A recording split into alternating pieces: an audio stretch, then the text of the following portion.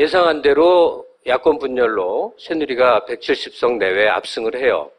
그렇게 되면 호남이 응집한 국민당이 여당과 합당을 하는 겁니다.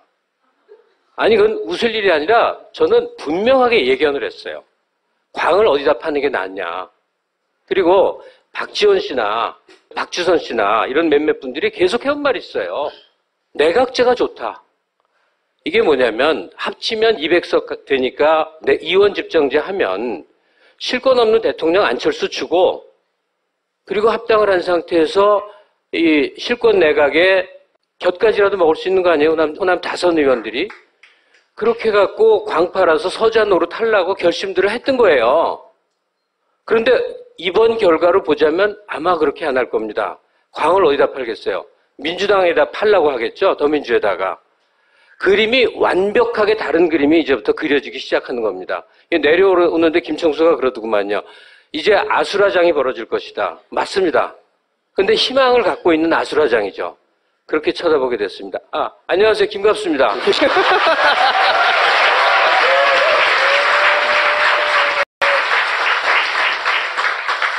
이제 제가 보기에는 앞으로 벌어질 일 몇 가지 중에 하나가 이제 이 호남 민심을 어떻게 해석할 것인가. 이것이 정말 문제에 대한 비토인 것인가, 아니면 회초리 수준인 것인가, 안철수에 대한 적극적인 지지인 것인가, 이런 해석들 많이 나올 것이고, 또 하나가 문재인 은퇴하느냐 마느냐. 이건 이제 보수 언론에서 끊임없이 공격하겠죠. 네. 그것도 나올 것이고. 그리고 말씀하신 저는 개헌 이야기도 꼭 나올 거라고 봐요. 개헌을 던지면 민주당과 그리고 국민당은 갈라지게 돼 있어요. 국민의당은 절대 내각제 개헌에 찬성하지 않을걸요? 왜냐하면 네. 대통령 되고 싶은 사람이 있으니까. 그러니까 지금 바뀌었어요. 네. 그러니까 그래도 던질 거라고 봐요, 저는. 기본적으로. Anyway, 그 중에서 제가 이제 의견을 여쭤보고 싶은 거는 이정규 투기의 1인자, 평론 이정규 투기의 1인자. 사실 TV조선에 유일하게 나가서 나는 친노라고 선언하고 끊임없이 문재인 지지 발언을 하는 유일한 평론가이며 종편에 그렇게 많이 나가는데 욕을 안 먹는 유일한 평론가이며 아무데나 막 나가는 살림에는 도움이 되시겠어요?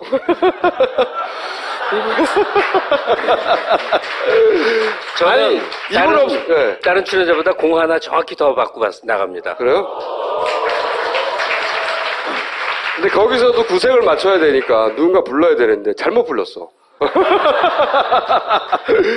오늘도 네. 내 앞자리에 조갑재 씨가 네. 발언 중에 문재인을 지지하는 극좌파들은 이 표현을 써요. 극좌. 네. 저는 단 한 단어도 안 참습니다. 그때부터 프로그램이 개판이 나버렸어요. 극좌파요? 극좌파요? 극좌파가 누구죠? 어떤 사람이에요? 극좌파 말해보세요. 그러니까 뭐 사회자 잘생긴 사람 누구야? 판 진행하는 사람이. 윤종호인가요? 예? 윤종호? 아니 판이라고 왜? 그렇다고 치고 그거 아는 잘 필성들 아들. 네. 뭐 수습을 해요. 그래서 이 얘기가 흘러서 선생님 같은 그분은요. 그랬더니 대한민국에 그분은 단 한 명도 없습니다. 또 이래요. 제 얘기는 그거예요. 내가 누구를 사랑하고 자기 신념이 있으면 어떠한 경우도 참지 말아라. 그리고 내 의견을 돌려서 말하지 말아라.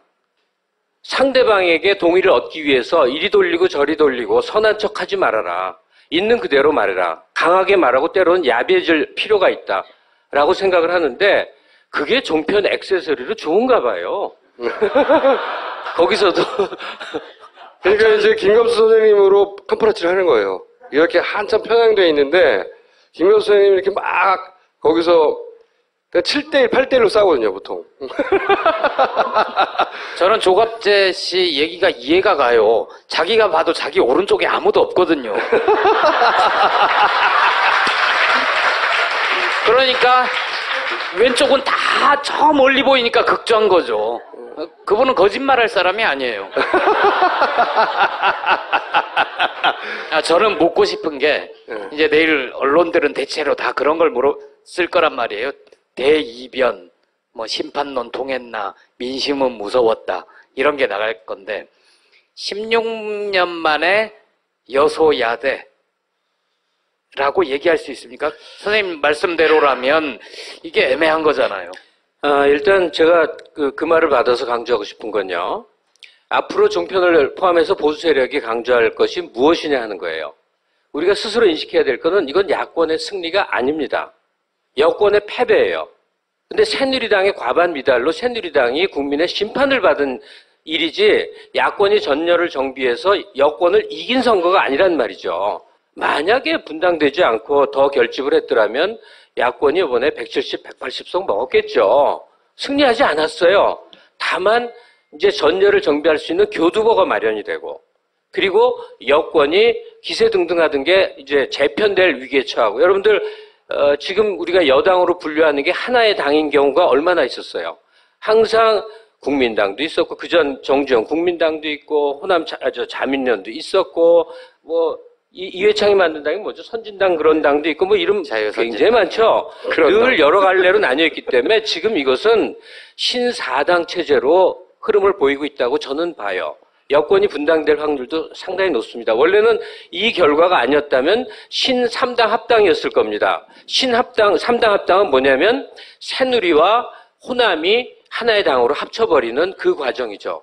그걸 볼 뻔했는데 다행히 지금 그렇게 될 확률은 적습니다. 어쨌든 첫 번째 국민이 새누리의 정책 기조, 즉 박근혜 정권에 대해서 심판을 내렸다. 이거 하나를 명확히 해야 된다.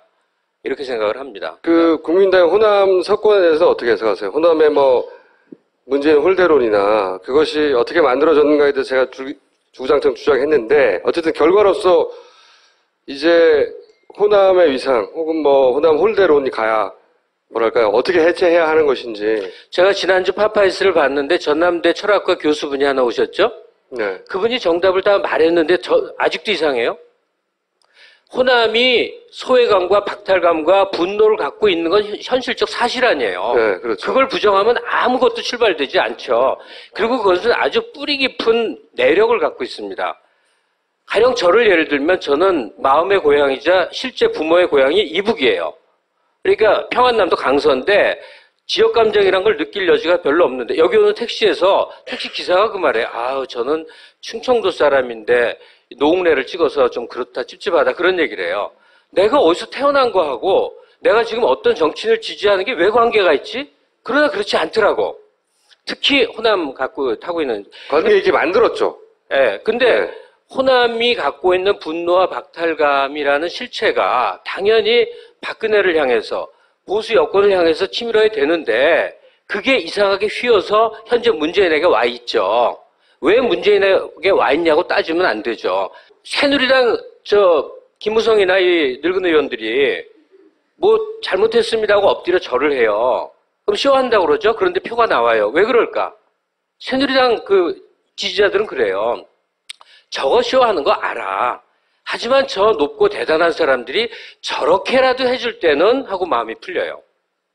내가 문재인 대표였다면 이 모든 갈등이 그전부터 있다 하더라도 폭발된 거는 그 새정치연합 대표 경선 때 벌어진 거 아닙니까? 그렇죠. 예, 박전하고 결정적으로 해서 호남 사람들 이건 이제 더 이상 내 당이 아니야 이랬다는 거 아니에요? 본인이 당선되기 위해서 적극적으로 활용했죠. 호남 홀대론과 그 얘기를 다 끄집어냈어요. 아니 박지원이 혼자 떠들어서 그렇게 되는 게 아니라니까요. 그 네. 호남 사람들이 옛날부터 마음속에 그런 응어리가 있는데 끄집어냈다고요, 제 말은. 예, 예, 왔다니까요. 그러니까 제가 문재인이었다면 이게 얼마나 심각한 문제인지를 첫째 깨달았었어야 돼요.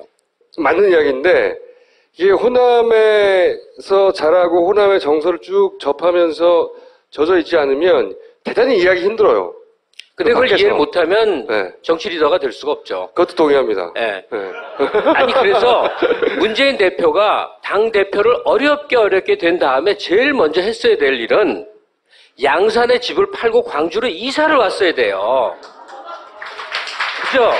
아니 뭘 박수를 치고 그래. 종편에선 쇼라고 하겠죠? 네. 그러나 광주나 전라남북도의 도민들은 그렇게 생각을 해요. 오죽하면 우리 마음 살라고 저 짓까지 하냐. 아이고 쯧쯧 불쌍해 하면서 받아준단 말이에요. 그거를 맨날 며칠 몇 달 계속 했었어야 된단 말이죠. 종편만큼 집요하게.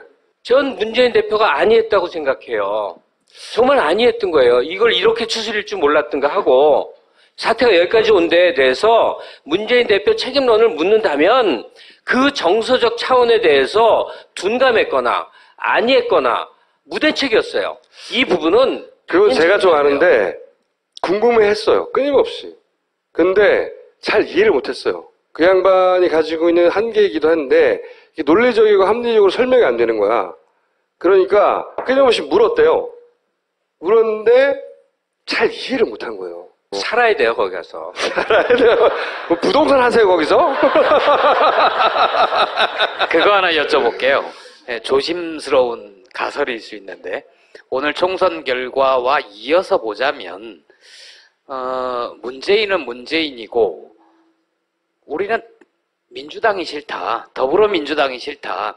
이쪽에서 일당 독재를 해온 거잖아요. 호남에서 사실상 더불어민주당 이어가지고 계속 거기서는 하나만 나왔었고, 근데 이번엔 신상이 생긴 거란 말이에요. 좀 다 투표를 통해서 혼내줄 기회가 생긴 거죠. 활용하고 싶지 않았을까요? 그러니까 무당파들 또는 새누리에 실망한 사람들이 국민당으로 일부 갔을 것이다. 네. 있었겠지만 그 비중은 사실은 직접 선거 전에 들어갔을 때 잘 설득할 대상이지 우리가 집중적으로 공략할 대상은 아니라고 생각해요. 과거 YS가 단기 필마였는데 당을 다 재건해갖고 나중에 대통령까지 먹는 과정을 보면요. 선명성만큼 중요한 게 없습니다. 사람이 확 붙게 되니까 지금 말씀하신 대로 민주당에 뭐 실망을 했다 등등 이런 사람들은 언제 어떤 경우에도 실망을 하고 언제 어떤 경우에도 불평하다가 투표 안 하는 사람들이에요. 그러니까 지금 국민당에 가 있는 주류는 압도적으로 호남 분들이라고 보는 수밖에 없죠. 안철수 대표의 이번 이 총선 과정에서의 모습은 어떻게 평가하십니까? 개인적으로 일단. 뭐 개인적인 게 아니면 어떤 걸 거예요? 종합적도 있고요. 우주적도 있고요. 우주적으로 좀 얘기해 보겠는데 여러분들은 좀 비슷한 분들이 앉아있을 거라고 생각을 해요. 김대중 대통령을 존경하고 노무현 대통령을 사랑하고 그걸 계승한 문재인에게 기대를 걸고 있는 사람들이 다수일 거라고 생각을 해요. 왜 그러죠? 잘생겨서 그래요? 그러는 사람들도 친척이에요? 있어요. 왜 그럴까 한번 생각해 봅시다. 우리가 그분들에게 지지를 보냈고 그분들에게 뜨거운 마음을 담아서 잊지 못해하는 그 모든 것의 배경은 역사가 있어요. 역사의 맥락이 있다니까요. 그 맥락 속에서 자기의 존재들을 자리매김을 했고 투쟁을 했고 고초를 겪었기 때문에 우리가 지지하는 것이지. 그러면 그쪽이 아닌 데 있는 사람들을 들어봅시다.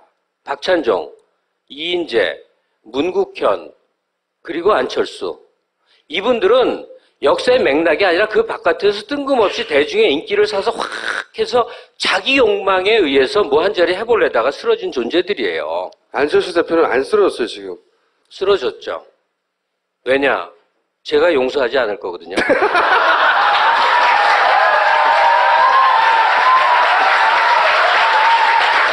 절대로 용서하지 않습니다. 절대로! 다음 총선에서 김갑수 씨 출마 선언을 미리 들으셨어요? 출마 얘기를 몇 번 들었는데 정말 웃겨요. 내가 그렇게 좋은 사람인 줄 아세요? 국회의원을 한다는 건 내 사생활을 다 포기하는 거예요. 그리고 지금이 돈도 더 잘 벌어요. 여자도 슬금슬금 만나도 뭐라고 안 해요. 내가 미쳤냐고. 왜 국회의원을 해? 만약에 그런 거 방송으로 막 얘기해도 돼요? 괜찮아요.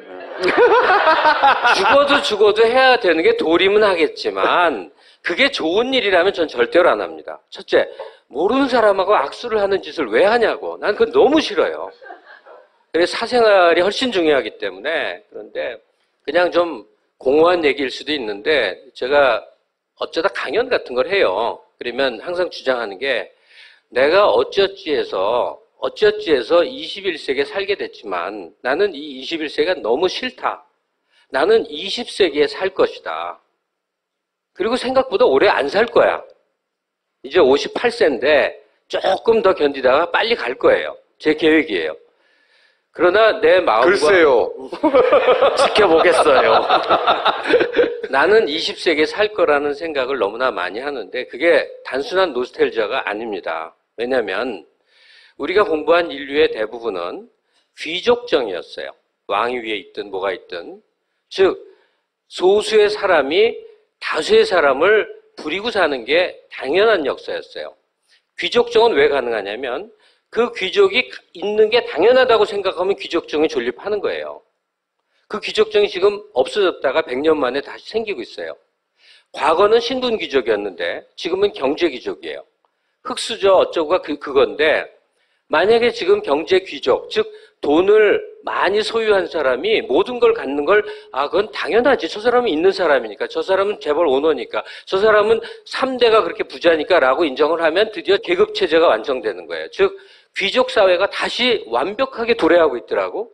저는 그런 세상에 살기가 싫어요.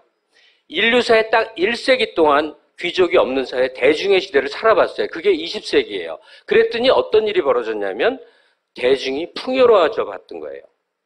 중산층이 그때 처음 생긴 거예요.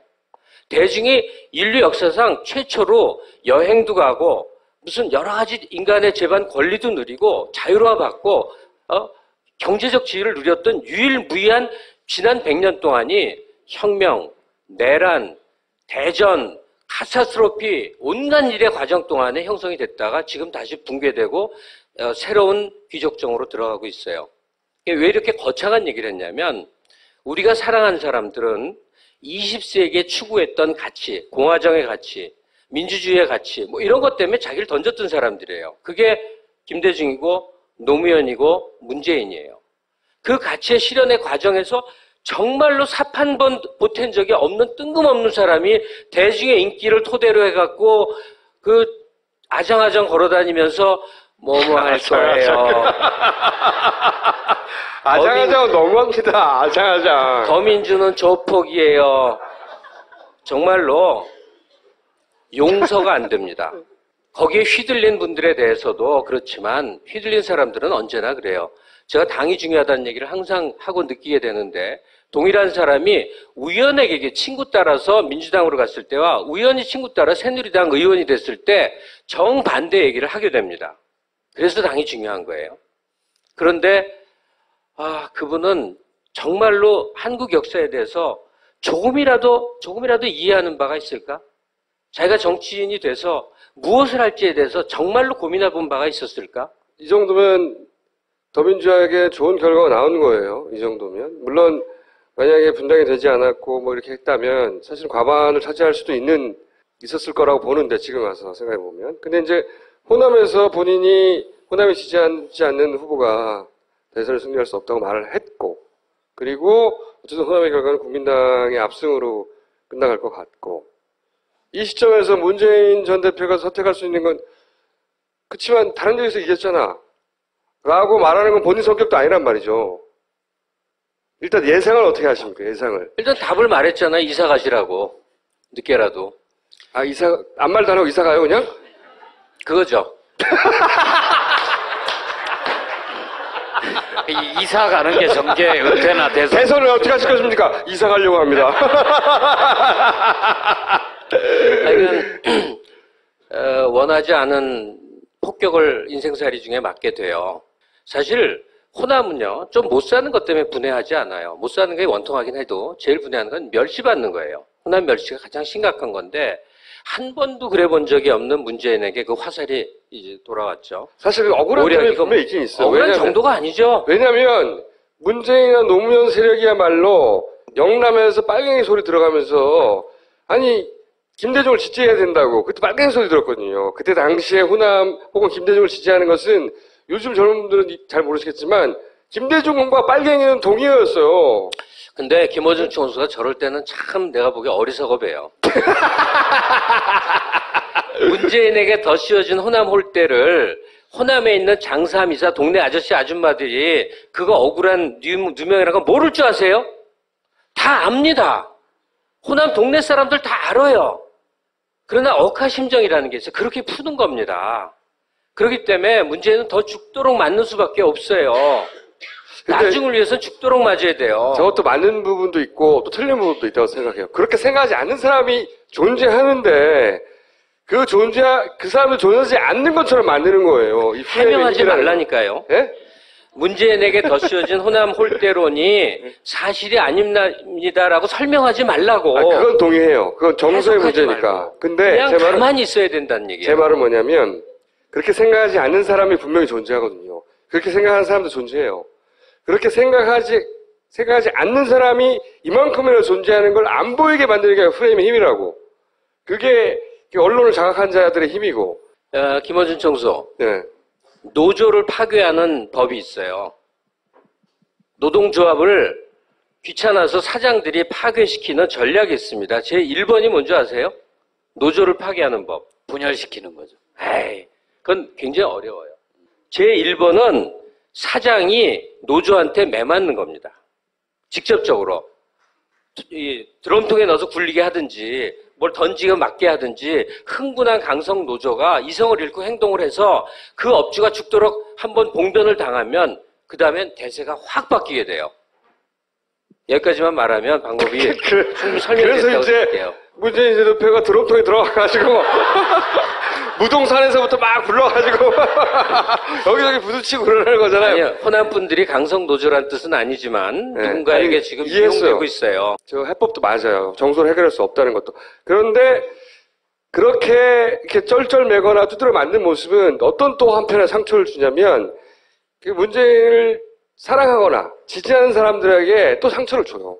근데 호남에도 분명히 그런 분들이 많이 있어요. 존재하지 않는 것처럼 굴어서는 안 된다는 거지. 호남 전체를 하나의 그런 상처받은 문재인을 때리고 싶은 사람의 덩어리를 보면 안 되는 거거든요. 그것도 큰 오류거든요. 그렇게 되면. 그런데 네. 문재인을 지지하는 사람들을 과소평가해서는 안 됩니다. 그 사람들이 뭐 친노라고 표현이 되든 뭐라고 표현이 되든 좋은데 어떤 사람들이냐면 노 대통령 돌아가셨을 때 시청 앞에서 죽도록 울었던 사람들이에요. 그 사람들은 자기 생명이 있는 한 안 변합니다. 그 사람들이 500만이에요. 죽어도 안 변합니다. 친노 맞네, 친노 맞아. 네. 선거와 관련해서 자 구도, 인물, 환경 세 가지 봅시다. 이거 지금 결판 났어요. 구도는 야권 분열이에요. 다 망할 줄 알았어요. 인물 봅시다. 여권은 리더가 없는 그러면서 그래서는 안 되는 대통령 선거거든. 박근혜가 대통령 이번 선거에 개입한 것이 아주 치명적인 문제였다고 생각을 해요. 인물 야권은 압도적인 대선 후보 지지율을 가진 자원이 있었어요. 환경, 경제가 무지하게 나빴는데 감췄지만 사람들 생활 속에 있는 건데 어떻게 감추냔 말이에요. 여러분들 제가 50 때 저렇게 나쁜 놈들이 대통령을 하고 국사를 좌우하는데 왜 시민들이 가만히 있지? 정말로 이해를 못했다가 세월이 지나서 깨달았다니까요. 왜 시민들이 민정당에 표를 찍었게요? 살기가 괜찮았던 거예요. 사람들은 경제 변수에 좌우됩니다. 지금 야권이 선거운동을 잘해서 그래서 희망을 보이게 된 것 같아요? 전혀 아닙니다. 선거운동 하는 거 보면 맨날 춤춰요. 모여서 춤춘다고 표를 주냐고. 그런데 좌우간 울 수는 없잖아. 좌우간 새누리가 개박살이 났어요. 이유는 단 하나예요. 살기가 너무 힘든 거예요. 앞으로 희망도 없고 이대로 가면 더 나빠질 것 같은 거예요. 사람들은 본능적으로 알거든. 그 결과물이거든요. 자, 문제는 그 환경 속에 있어요. 경제 앞으로 어떻게 될 것 같죠? 아마 굉장히 더 나빠질 겁니다. 거의 이렇게 지금은 이런 거죠. 이렇게 벼랑이 있는데 벼랑으로 굴르기 전에 이렇게 야권이나 진보 인사들이 막 매달려서 막 막고 있는데 벼랑으로 막 가는 중이에요. 아마 굴러 떨어질 것 같아요. 아마 정말 미중이에요. 우리는 성공 시대를 30년 사니까 맨날 잘 될 줄 아는데 망한 나라의 사례를 열심히 보세요. 멕시코, 아르헨티나, 필리핀 맨날 얘기하지 않습니까? 우리 망할 거거든요. 진짜로 망할 거예요. 이미 망했는데 그 여진으로 조금 버티는 거예요. 누가 맞나 봅시다. 우린 이미 망했어요. 문 닫아라! 그 말씀 중에 새누리당이 망했다고 하는데 사실 그거는 출구조사 결과를 보고 말씀하시는 거잖아요. 망했죠. 우리나라는 망했을지 몰라도 새누리는 망하지 않았죠. 저는 이렇게 보는데 일단 박근혜 대통령 레임덕이 왔죠. 박근혜 대통령이 내리 꼽았는데 그것 때문에 선거 망쳤죠. 그러면 박근혜 대통령 반대쪽에 누가 있죠? 김무성 이 비박들이 존재해요. 비박이 한 덩어리일까요? 혹은 김무성 대표가 지도력을 발휘할 수 있을까요? 거기는 지금 완전히 아수라장에 들어선 거죠. 누가 그걸 수습할까요? 박근혜 대통령이 지금 새누리당을 수습해서 일관되게 끌고 갈 수 있을까요? 그 반대일까요? 거기는 지금은 당분간은 아노미 상태겠죠. 그냥 본론 하고 싶었던 얘기를 바로 끝내도 될까요? 네, 그럼. 네. 그러니까 문제는 저쪽은 신경 쓰지 마시고. 제가 좀 바쁩니다. 여기 저쪽을 봐주세요. 처음에는 이제 박근혜 심판이라는 것을 우리는 떠드는 사람들이 돼야 된다. 이 생각을 좀 많이 했어요. 근데 사람들이 역시 짜릿한 걸로 갑니다. 그러니까 문재인 대 안철수의 쟁패를 종편의 먹잇감으로 삼을 것 같아요. 계속 그 얘기가 나올 겁니다. 맨날 며칠 나올 거예요. 그리고 문재인의 은퇴 얘기에 대해서 분명히 이제 푸시를 하겠죠. 당신 은퇴한다고 하지 않았느냐? 이렇게 할 거예요. 그러니까 제가 보기에는 은퇴를 해야 된다고 믿어요. 그냥 평당원이 되고 정치 일선의 모습을 보이지 않는 거죠. 그러면 뭘 하고 있느냐? 이사부터 가고 나서. 이사. 네. 이사는 좀 가셨으면 좋겠는데. 네. 그냥 아주 짧게 결론부터 얘기하자면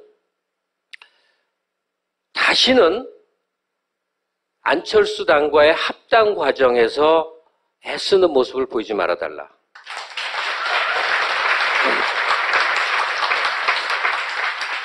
지난 대선 때 문재인 후보가 후보도 아니라 안 할래? 그럼 관도. 그러고 밀고 나갔어도 과정은 똑같았고 결국 단일 후보가 돼서 대선을 먹었다고 저는 생각해요. 우리는 결기 있는 지도자를 원해요. 죽음의 사선을 몇 번이나 건너든 문재인 대표가 고생 별로 안 했어요. 김대중 대통령 고생한 거 잘 아시잖아요. 노 대통령은 목숨까지 내놓은 사람이에요. 그러니까 문재인 대표가 지금까지 한 고생 정도는 고생으로 볼 것도 없는 거고 본인이야 힘드시겠지만 그렇게 해서 또 우리가 단련시켜 나가는 건데 이제부터 뭘 하실 거냐 하는 건데 더민주의 연장에서 활동하지 마시고 야권 전체를 아우르는 행보를 보일 수 있어야 될 겁니다. 더민주, 국민의당, 정의당 사이를 보폭을 넓히는 거예요. 어쨌든 야권 전체를 아우르는 행보를 보이는 리더십, 그러니까 리더로서의 행동인데 너무 나서지 않게, 너무 드러나지 않게 하여간 두 가지 과제에 대해서 자기 목소리를 쌓아가야 된다고 생각해요. 기질에는 안 맞을지 모르지만 그 두 가지는 뭐냐면 제가 역사의 물결 속에 있다고 아까 말씀드렸잖아요. 이 DJ나 노무현 대통령이나 이제 우리가 역사를 풀어야 가는 사람들이 있어요. 이 귀족정을 공고히 하려는 새누리와 그 주변부의 사람들이 있는 반면에 그 반대쪽에 있는 사람들은 그걸 깨는 사람들이에요. 그래서 공화정을 완성시키고자 애쓰는 사람들이에요. 그 과제 두 가지가 하나는 재벌 해체일 겁니다.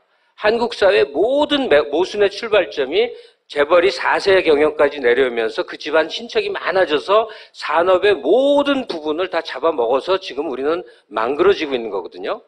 사실은 굉장히 보수적인 이 철학을 가진 사람들도 재벌 해체를 얘기를 합니다. 재벌이라는 지금의 선단 구조는 해체가 돼야 되는데 누군가 적극적으로 나서서 정치적으로 그걸 풀어야 됩니다. 또 하나는 남북관계 복원입니다. 이거는 한 발만 디뎌도 종북 소리 들을 거예요. 종북 소리 들어도 돼요. 그리고 그 과정에서 문재인 대표 감옥살이 좀 해도 돼요. 그래도 된다니까. 하여간 남북관계 복원과 재벌 해체 두 과정의 이론적이고 실천적인 모습을 야당 전권을 아울러서 행동화하는 과정을 문재인 대표가 온몸을 던져서 보여주길 바랍니다. 주장했는데 어쨌든 결과로서 이제 호남의 위상 혹은 뭐 호남 홀대론이 가야 뭐랄까요 어떻게 해체해야 하는 것인지. 제가 지난주 파파이스를 봤는데 전남대 철학과 교수분이 하나 오셨죠? 네. 그분이 정답을 다 말했는데 아직도 이상해요. 호남이 소외감과 박탈감과 분노를 갖고 있는 건 현실적 사실 아니에요. 네, 그렇죠. 그걸 부정하면 아무것도 출발되지 않죠. 그리고 그것은 아주 뿌리 깊은 내력을 갖고 있습니다. 가령 저를 예를 들면 저는 마음의 고향이자 실제 부모의 고향이 이북이에요. 그러니까 평안남도 강서인데 지역 감정이란 걸 느낄 여지가 별로 없는데 여기 오는 택시에서 택시 기사가 그 말에 저는 충청도 사람인데 노웅래를 찍어서 좀 그렇다 찝찝하다 그런 얘기를 해요. 내가 어디서 태어난 거하고 내가 지금 어떤 정치인을 지지하는 게 왜 관계가 있지? 그러나 그렇지 않더라고. 특히 호남 갖고 타고 있는. 과정에 이렇게 만들었죠. 예. 근데 네. 호남이 갖고 있는 분노와 박탈감이라는 실체가 당연히 박근혜를 향해서 보수 여권을 향해서 치밀어야 되는데 그게 이상하게 휘어서 현재 문재인에게 와 있죠. 왜 문재인에게 와 있냐고 따지면 안 되죠. 새누리당 김무성이나 이 늙은 의원들이 뭐 잘못했습니다 하고 엎드려 절을 해요. 그럼 쇼한다고 그러죠. 그런데 표가 나와요. 왜 그럴까? 새누리당 그 지지자들은 그래요. 저거 쇼하는 거 알아. 하지만 저 높고 대단한 사람들이 저렇게라도 해줄 때는 하고 마음이 풀려요. 내가 문재인 대표였다면 이 모든 갈등이 그전부터 있다 하더라도 폭발된 거는 그 새정치연합 대표 경선 때 벌어진 거 아닙니까? 그렇죠. 예, 박전하고 결정적으로 해서 호남 사람들 이건 이제 더 이상 내 당이 아니야 이랬다는 거 아니에요? 본인이 당선되기 위해서 적극적으로 활용했죠. 호남 홀대론과 그 얘기를 다 끄집어냈어요. 아니 박지원이 혼자 떠들어서 그렇게 되는 게 아니라니까요. 그 네. 호남 사람들이 옛날부터 마음속에 그런 응어리가 있는데 끄집어냈다고 제 말은. 예, 예, 왔다니까요. 그러니까 제가 문재인이었다면 이게 얼마나 심각한 문제인지를 첫째 깨달았었어야 돼요. 맞는 이야기인데 이게 호남에서 자라고 호남의 정서를 쭉 접하면서 젖어 있지 않으면 대단히 이해하기 힘들어요. 근데 그걸 밖에서. 이해를 못하면 네. 정치 리더가 될 수가 없죠. 그것도 동의합니다. 예. 네. 아니 그래서 문재인 대표가 당 대표를 어렵게 된 다음에 제일 먼저 했어야 될 일은 양산의 집을 팔고 광주로 이사를 왔어야 돼요. 그죠? 아니 뭘 박수를 치고 그래. 종편에선 쇼라고 하겠죠? 네. 그러나 광주나 전라남북도의 도민들은 그렇게 생각을 해요. 오죽하면 우리 마음 살라고 저 짓까지 하냐. 아이고 쯧쯧 불쌍해 하면서 받아준단 말이에요.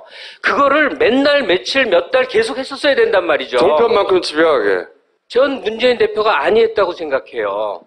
정말 아니했던 거예요. 이걸 이렇게 추스릴 줄 몰랐던가 하고 사태가 여기까지 온 데에 대해서 문재인 대표 책임론을 묻는다면 그 정서적 차원에 대해서 둔감했거나 아니했거나 무대책이었어요.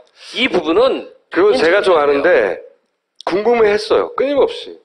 근데 잘 이해를 못했어요. 그 양반이 가지고 있는 한계이기도 한데 이게 논리적이고 합리적으로 설명이 안 되는 거야. 그러니까 끊임없이 물었대요. 물었는데 잘 이해를 못한 거예요. 살아야 돼요, 거기 가서. 뭐 부동산 하세요, 거기서?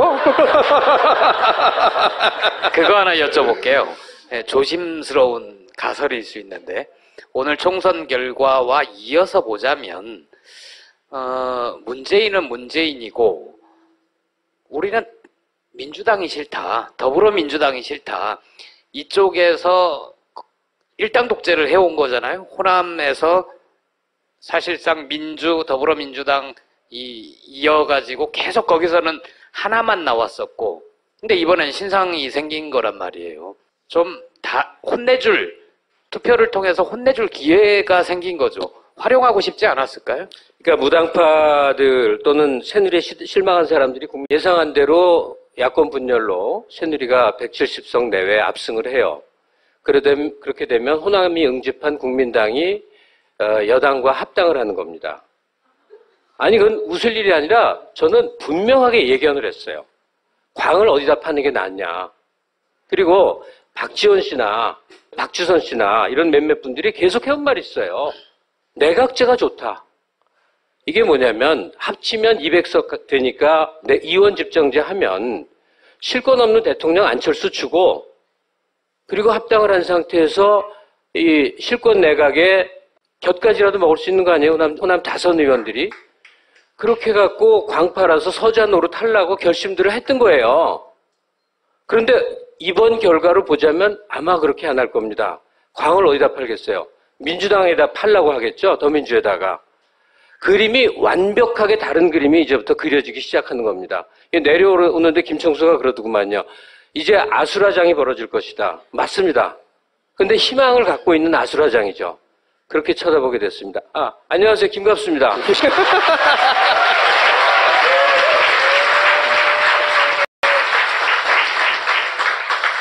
이제 제가 보기에는 앞으로 벌어질 일 몇 가지 중에 하나가 이제 이 호남 민심을 어떻게 해석할 것인가.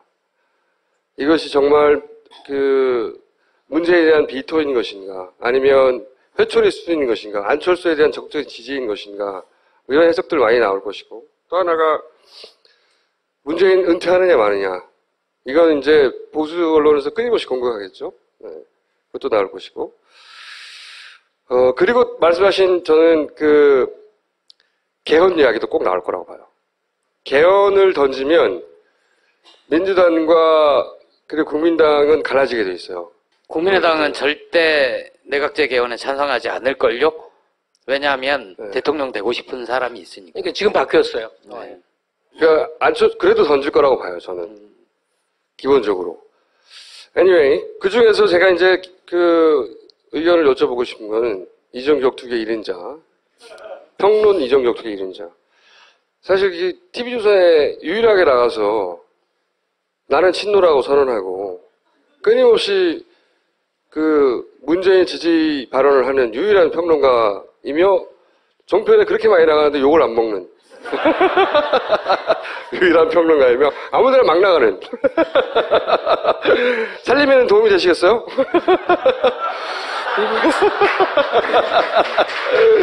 저는 네. 다른 출연자보다 공 하나 정확히 더 받고 나갑니다. 그래요? 근데 거기서도 구색을 맞춰야 되니까 누군가 불러야 되는데 잘못 불렀어. 오늘도 네. 내 앞자리에 조갑재 씨가 네. 발언 중에 문재인을 지지하는 극좌파들은 이 표현을 써요. 극좌. 네. 저는 단 한 단어도 안 참습니다. 그때부터 프로그램이 개판이 나버렸어요. 극좌파요? 극좌파요? 극좌파가 누구죠? 어떤 사람이에요? 극좌파 말해보세요. 그러니까 뭐 사회자 잘생긴 사람 누구야? 판 진행하는 사람이. 윤종호인가요? 예? 윤종호? 아니 판이라고 왜. 그렇다고 치고 그거 안 않습니다. 네. 뭐 수습을 해요. 그래서 이 얘기가 흘러서 선생님 같은 그분은요. 그랬더니 대한민국에 그분은 단 한 명도 없습니다. 또 이래요. 제 얘기는 그거예요. 내가 누구를 사랑하고 자기 신념이 있으면 어떠한 경우도 참지 말아라. 그리고 내 의견을 돌려서 말하지 말아라. 상대방에게 동의를 얻기 위해서 이리 돌리고 저리 돌리고 선한 척하지 말아라. 있는 그대로 말해라. 강하게 말하고 때로는 야비해질 필요가 있다. 라고 생각을 하는데 그게 종편 액세서리로 좋은가 봐요. 거기서도 그러니까 이제 김검수 선생님으로 컨퍼런스를 하는 거예요. 이렇게 한참 편향되어 있는데 김검수 선생님이 이렇게 막 거기서 7대1, 8대1로 싸우거든요, 보통. 저는 조갑재 씨 얘기가 이해가 가요. 자기가 봐도 자기 오른쪽에 아무도 없거든요. 그러니까 왼쪽은 다 저 멀리 보이니까 극좌인 거죠. 그분은 거짓말할 사람이 아니에요. 저는 묻고 싶은 게 이제 내일 언론들은 대체로 다 그런 걸 쓸 거란 말이에요. 대이변, 심판론 통했나, 민심은 무서웠다, 이런 게 나갈 건데, 16년 만에 여소야대라고 얘기할 수 있습니까? 선생님 말씀대로라면 이게 애매한 거잖아요. 일단 제가 그 말을 받아서 강조하고 싶은 건요. 앞으로 종편을 포함해서 보수 세력이 강조할 것이 무엇이냐 하는 거예요. 우리가 스스로 인식해야 될 것은 이건 야권의 승리가 아닙니다. 여권의 패배예요. 근데 새누리당의 과반 미달로 새누리당이 국민의 심판을 받은 일이지 야권이 전열을 정비해서 여권을 이긴 선거가 아니란 말이죠. 만약에 분당되지 않고 더 결집을 했더라면 야권이 이번에 170, 180석 먹었겠죠. 승리하지 않았어요. 다만 이제 전열을 정비할 수 있는 교두보가 마련이 되고 그리고 여권이 기세등등하던 게 이제 재편될 위기에 처하고 여러분들 지금 우리가 여당으로 분류하는 게 하나의 당인 경우가 얼마나 있었어요. 항상 국민당도 있었고 그전 정주영 국민당도 있고 호남 자민련도 있었고 이회창이 만든 당이 뭐죠? 선진당 그런 당도 있고 이름 굉장히 많죠. 늘 여러 갈래로 나뉘어있기 때문에 지금 이것은 신사당 체제로 흐름을 보이고 있다고 저는 봐요. 여권이 분당될 확률도 상당히 높습니다. 원래는 이 결과가 아니었다면 신3당 합당이었을 겁니다. 신합당, 3당 합당은 뭐냐면 새누리와 호남이 하나의 당으로 합쳐버리는 그 과정이죠. 그걸 볼 뻔했는데 다행히 지금 그렇게 될 확률은 적습니다. 어쨌든 첫 번째 국민이 새누리의 정책 기조, 즉 박근혜 정권에 대해서 심판을 내렸다. 이거 하나를 명확히 해야 된다. 이렇게 생각을 합니다. 그 국민당 호남 석권에 대해서 어떻게 해석하세요? 호남의 뭐 문재인 홀대론이나 그것이 어떻게 만들어졌는가에 대해서 제가 주구장